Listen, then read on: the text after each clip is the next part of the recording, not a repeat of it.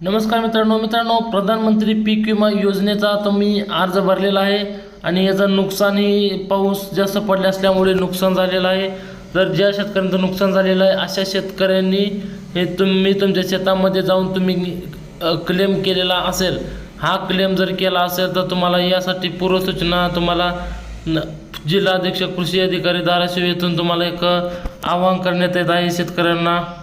तर शेतकऱ्यांना एक आवाहन करण्यात येत आहे की तुम्ही तुमच्या शेतामध्ये जर क्लेम केला आहे तर त्याचा पंचनामा नक्की होणार आणि यासाठी विमा कंपनीचे प्रतिनिधी तुमच्या गावापर्यंत येऊन भेट देणार आहेत आणि त्यानंतर तुमचा क्लेम सक्सेसफुल करणार आहेत आणि त्यानंतर तुम्हाला पीक विम्याची रक्कम पुढील हप्त्यामध्ये वितरित करण्यात येणार आहे असं शासनानं सांगितलेलं आहे। तर त्याचा एक व्हिडिओ क्लिप आपण पाहूयात, चला।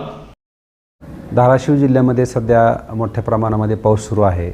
2 सप्टेंबरला आपल्याकडे अतिवृष्टी झाली, जवळजवळ 15 ते 16 मंडळामध्ये आपल्याकडे अतिवृष्टी झालेली आहे आणि सोयाबीन पिकामध्ये आता सध्या पाणी साठल्यामुळं नुकसान झालेलं आहे। त्यामुळे शेतकरी बांधव सध्या पीक विमा कंपनीला पूर्वसूचना देत आहेत। त्याच्यामध्ये शेतकरी बांधवांनी पाणी पिकामध्ये साठल्याने हेवी रेनफॉल असेल किंवा इनंडेशन हे पर्याय निवडून पूर्वसूचना देणं अपेक्षित आहे। या पूर्वसूचना सध्या मोठ्या प्रमाणामध्ये आहेत, म्हणजे 3,61,000 शेतकऱ्यांनी या पूर्वसूचना दिलेल्या आहेत। नियम असा आहे की ज्या अधिसूचित मंडळामध्ये एकूण क्षेत्र जे आहे त्याच्या क्षेत्राच्या 25% जास्त पूर्वसूचना आल्या तर त्याच्यात एक नमुना सर्वेक्षण नावाचा प्रकार आहे।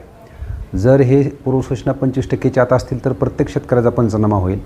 त्याच पूर्वसूचना जर 25 ते 50% असतील तर 25% आपल्याला त्याच्यामध्ये पंचनामे होतील आणि त्या पूर्वसूचना 50%च्या पुढे गेल्या तर त्यामध्ये 30% नमुना सर्वेक्षणचे पंचनामे होतील। सध्या धाराशिव जिल्ह्यामध्ये पंचनामे सुरू आहेत आणि बऱ्याच शेतकऱ्यांमध्ये शंका आहे की आपल्याकडे पंचनाम्याला लोक आलेले नाहीत पूर्वसूचना देऊनसुद्धा। अशा शेतकऱ्यांनी घाबरून जाऊ नये, कारण त्या शेतकऱ्याचे जरी पंचनामे झाले नाहीत तरी 25% नमुना सर्वेक्षणच्या आधारे पंचनामे होणार आहेत आणि त्या 25%च्या आधारे सरासरी काढून सर्व शेतकऱ्यांना त्याचा लाभ मिळणार आहे। म्हणजे ज्या शेतकऱ्यांनी पूर्वसूचना दिली आहे त्या शेतकऱ्यांना ह्याचाच लाभ मिळणार आहे। त्यामुळं शेतकऱ्यांनी कोणताही गैरसमज न करता ज्या शेतकऱ्यांची 25%मध्ये निवड झालेली आहे अशा शेतकऱ्याचे पंचनामे सध्या चालू आहेत आणि त्या पंचनाम्याच्या आधारे सर्व शेतकऱ्यांना ज्यांनी तक्रारी केलेली आहे त्या सर्व शेतकऱ्यांना विमा कंपनीकडून जी नुकसान भरपाई आहे त्या प्रमाणात ती नुकसान भरपाई मिळणार आहे। याची सर्व शेतकरी बांधवांनी नोंद घ्यावी।